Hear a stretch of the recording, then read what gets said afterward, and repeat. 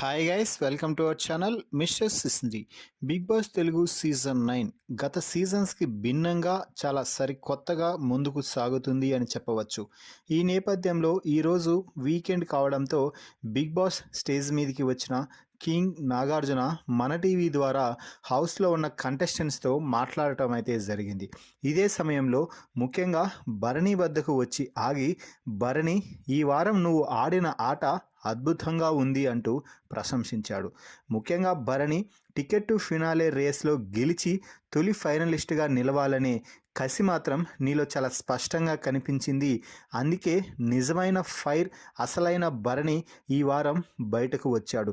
ఇదే భరణి ఈ సీజన్లో తొలి వారం నుంచి బయటకు వచ్చింటే కథ వేరేలా ఉండేది అంటూ నాగార్జున చెప్పటంతో, సార్, నేను సాధ్యమైనంత వరకు చాలా ప్రశాంతంగానే ఉండాలి అనుకుంటాను, కానీ సిచ్యువేషన్ కంట్రోల్ తప్పినప్పుడు మాత్రమే నేను ఫైర్ అవుతాను. అలాగే ఈ వారం సిచ్యువేషన్ చాలా వరస్ట్గా వెళ్ళిపోయింది. ప్రతిసారి కూడా నాకే అన్యాయం జరుగుతుంది. ముఖ్యంగా రీతు, నేను క్యాప్టెన్ అవ్వాల్సిన సమయంలో 2వ వారమో 3వ వారమో అనుకుంటాను సార్, సంచాలక తప్పుడు నిర్ణయం తీసుకోవడంతో నేను సీజన్లోనే క్యాప్టెన్ కాలేకపోయాను. ఈసారి కూడా రీతు చేసిన పని వల్లే నేను టికెట్ టు ఫినాలేలో ఫైనల్ రౌండ్లో వెళ్ళలేకపోయాను, అక్కడికే డ్రాప్ అవ్వాల్సి వచ్చింది అంటూ భరణి చెప్పడంతో, అదే కదా భరణి నేను కూడా చెప్పేది, నువ్వు చాలా సాఫ్ట్గా ఉంటావని ఏవైనా చేయొచ్చు అనుకొని వారు ఇష్టానుసారంగా ప్రవర్తించారు. నువ్వు అదే ఫైర్ కానీ మొదటి నుండి చూపించింటే ఖచ్చితంగా భరణి గారికి అన్యాయం చేస్తే ఖచ్చితంగా రెచ్చిపోతారు, ఆయనతో తట్టుకోలేంరా బాబు అనుకొని ఖచ్చితంగా నీ వైపు న్యాయం ఉంటే న్యాయంగానే ఉండేవారు, న్యాయంగా మాట్లాడేవారు.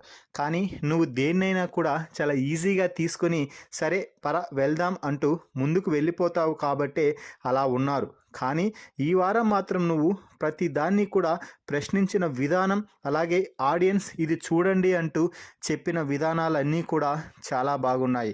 నీ కోసం నువ్వు స్టాండ్ తీసుకోవడం చాలా బాగా నచ్చింది భరణి.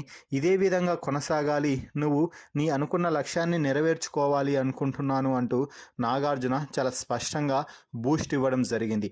మరీ ముఖ్యంగా ఫైర్ భరణిని మాకు పరిచయం చేసినందుకు థ్యాంక్స్ భరణి, ఇదే మీ ఆడియన్స్ ఇప్పటి వరకు కోరుకున్నది నీ నుంచి అంటూ చెప్పడంతో భరణి కూడా చాలా హ్యాపీగా ఫీల్ అయితే అవ్వడం జరిగింది. మరి భరణితో నాగార్జున మాట్లాడిన ఈ విధానంపై మీ అభిప్రాయాన్ని కామెంట్స్ రూపంలో తెలపండి. అలాగే మరిన్ని బిగ్ బాస్ లైవ్ అప్డేట్స్ కోసం మన ఛానల్ని చూస్తూ ఉండండి. Please subscribe our YouTube channel mister సిసింద్రి.